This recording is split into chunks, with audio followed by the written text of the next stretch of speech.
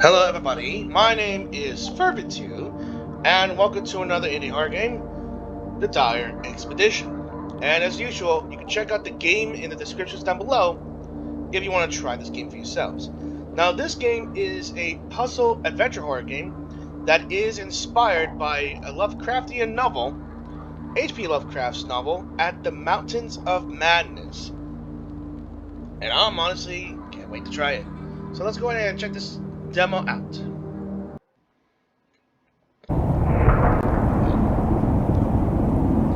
I forgot to set the volume settings, didn't I? The expedition left last year. They kept radio contact during their journey to the Antarctic.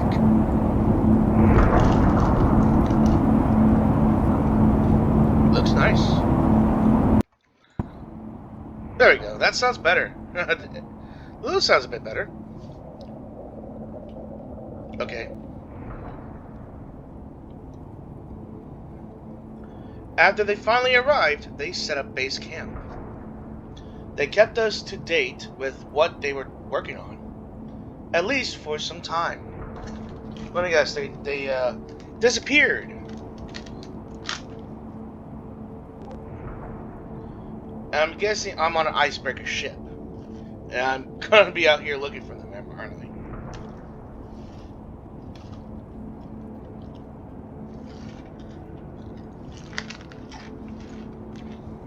About a month ago, their supply ship returned to base camp. The entire team had disappeared. I called it.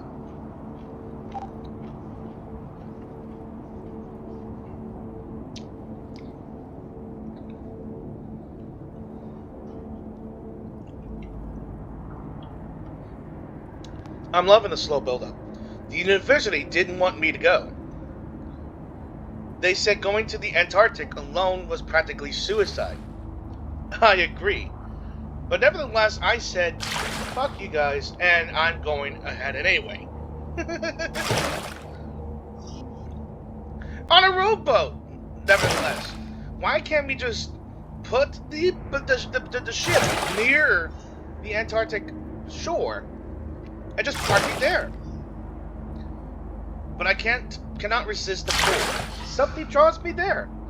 I need to know what happened to my colleagues, my friends. And I'm probably gonna die as well. Right. Now, this isn't the first time I played a Lovecraftian story, and my mouse sensitivity is... Okay, I think I'm good here, I hope. Alright.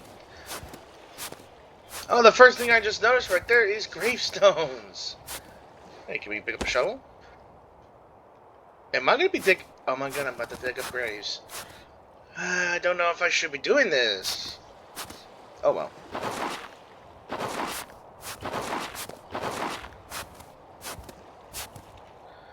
I'm guessing we should uncover this?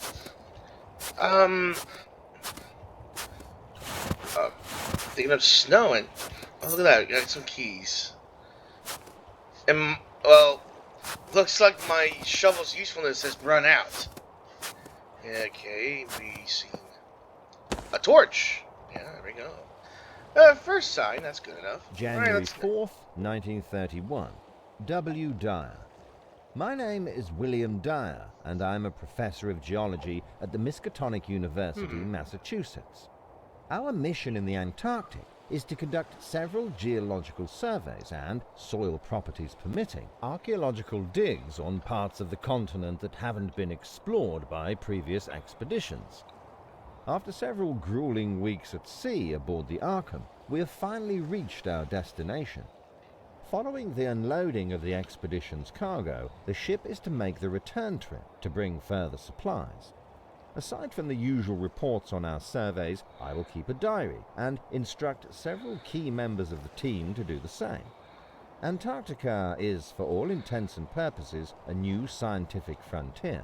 And I want to preserve even the minutest of details for posterity in case our expedition fails under unforeseen circumstances. January the 10th, 1931. W. Dyer.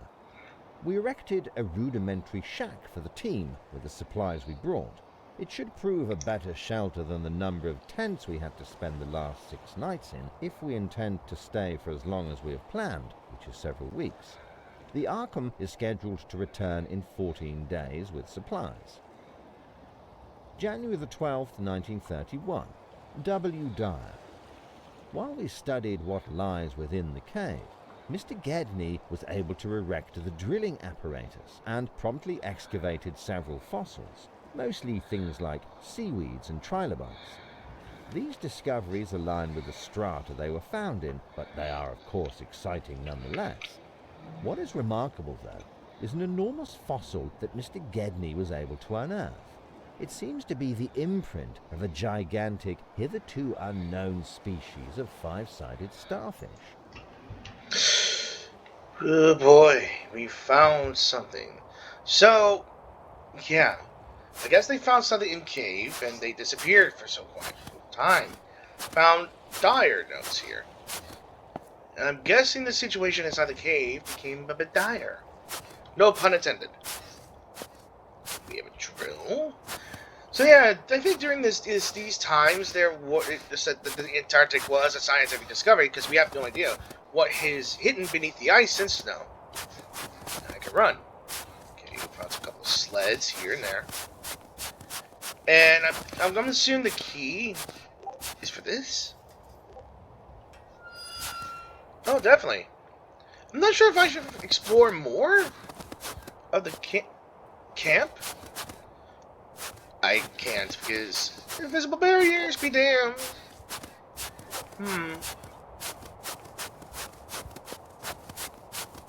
Or invisible barriers in that certain area. Okay, so invisible barriers. There's nothing else I can grab but the torch and what the fuck? Oh, there's that starfish. There's that fossil. That seemed to be broken for no reason. I got a torch too. Okay, so everything's boarded. Nothing else to grab.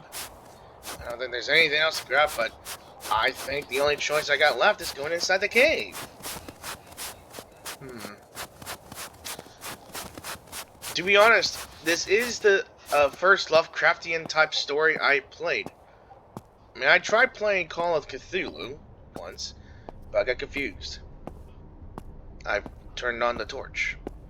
Okay. God, it's dark. Not sure which way I could have gone, but I don't think it mattered, did it? Oh boy. It's freaking dark.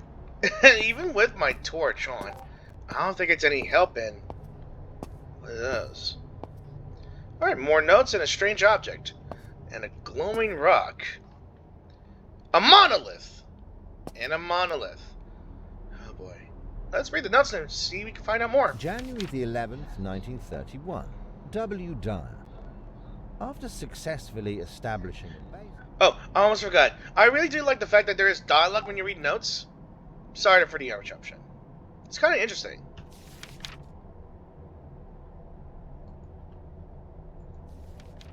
And I might have interrupted that one.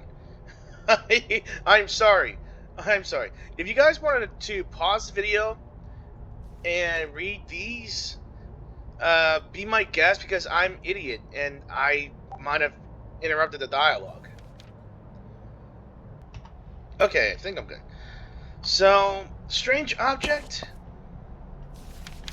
Let's see. Okay. I see a candle. I light the candle. Not sure what it does. Not sure if I should be going to this monolith here. Is there anything else here other than the table? God, if I go near that object, I'm gonna be like, oh, I'm just starting to hear voices.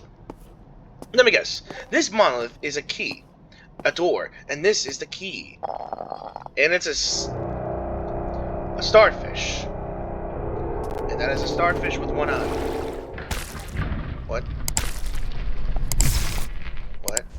Okay, more. If this is another old one about a starfish. Alright. Okay, that looks interesting. I'm gonna assume some creature of the deep, because that looks like teeth. Those are eyes, tentacles, and whatever objects are flying above. Um, any more notes? This time, I'm not gonna interrupt. January the 13th, 1931. W. Dyer. I finally found some time to inspect the mural inside of the structure more closely. What's portrayed here must be an elaborate joke, because the alternative frightens me deeply. It depicts several winged creatures. Their bodies are cylindrical, their heads are almost star-shaped, and they have several appendages that remind me of cephalopods. They're held up by an amoeba-like mass. Below this, there is what I can only describe as a simplified map of the solar system. The mass to the left may represent the Sun, while the circles to the right of it may represent certain planets. The third circle, Earth, is slightly shifted upwards, possibly to highlight it. This iconography is unlike anything I'm familiar with.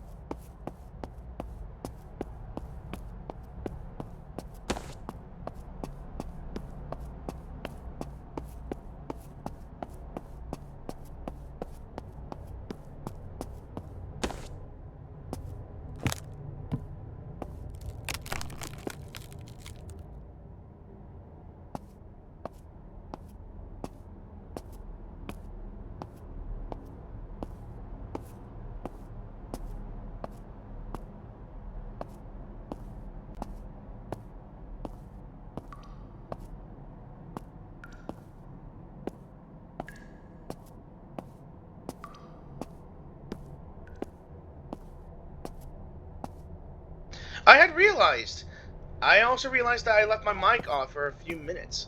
I was talking about how I wasn't reluctant that my ladder wouldn't. I'm so surprised that my ladder didn't break. Then behind me, it broke.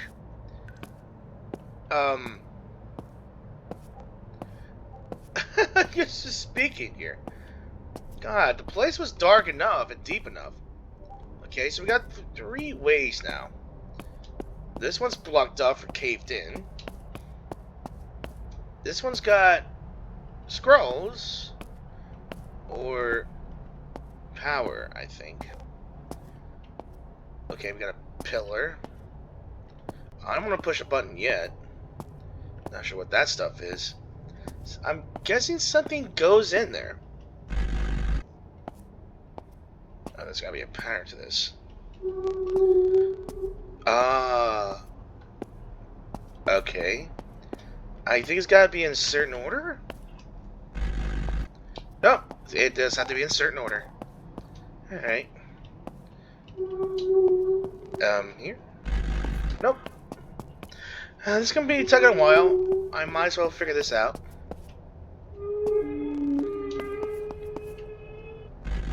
Okay.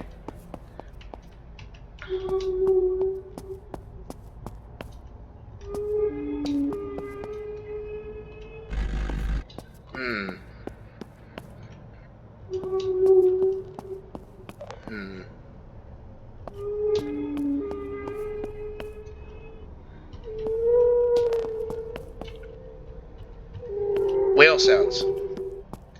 Those are whale sounds, aren't they? Oh my. Wow. Wow. That's pretty. That's freaking cool. I'm not gonna go over there yet. I want to see what the other room has hold. Oh, speaking of rooms, yeah, I mean, I see a pipe. No voice dialogue. I guess. Let's see. 1931. A Danforth. Danforth. I was tasked by Professor Dyer to examine and catalog a large room while he made a sense of the mural nearby. The room has a circular and the short hallway. Leading up to it is lined with what reminds me of bookshelves, including cylinder-shaped objects that remind me of scrolls. And me too. I'm not sure if one is supposed to open them in any way or if they even have any physical content at all. Maybe I'm clinging too much to familiar shapes and these things aren't for storing information, but rather a form of energy. One can only speculate. In the center of the room itself sits a device. It has a claw-like spikes and is surrounded by 5 obelisks. These obelisks have buttons. I tried to press all of them, but the entire mechanism seems to be, once again, absolutely inert. Opposite of the hallway that connects the room to the chasm is another hallway that leads yet further into the darkness. One can see the outline of yet another heavy stone door embedded into the floor, similar to the one we initially crossed in the ice cave. As with the first floor, this one is also open and has no discernible mechanism to operate it. I sure am glad that the expedition brought an ample supply of batteries for our electrical torches, because this is where we will go next. Into the darkness. No. Batteries. Not sure there was any word to this? Oh well. Let's take a look at the mural. I want to check it. Okay. Oof. Barely any light as it is. January 17th, 1931. Oh, so Dyer is the only Dyer. voice dialogue. After much consideration, Danforth and I finally made the perilous climb across the chasm. Our colleagues in Massachusetts would probably call us reckless or mad for even attempting such a thing in such a remote location, so far from help. But this entire structure is just too magnificent not to be explored further. Danforth and I finally admitted to each other what we individually already had in our minds. This structure is likely not of human origin. No shit. I must admit that I have, in fact, read the Necronomicon, this peculiar piece of And you literature haven't summoned by the demons. mad Arab Abdul al-Hazred.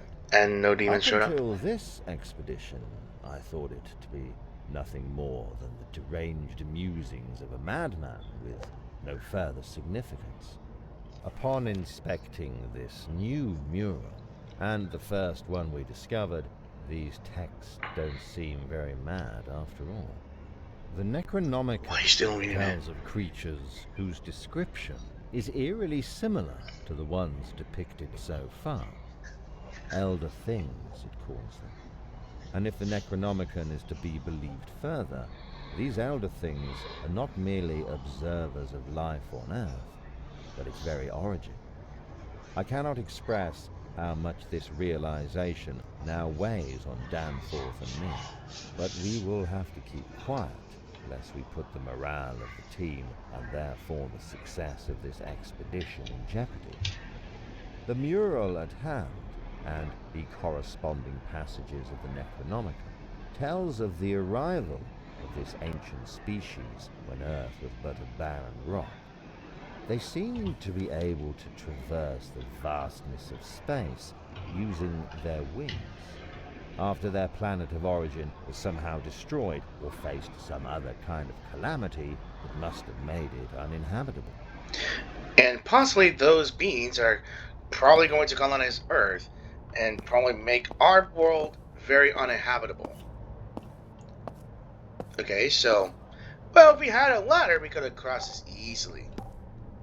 I don't like the fact that it's very dark. So let's go back to where we done that puzzle way over there. And see if I can make it there. Okay, another door. And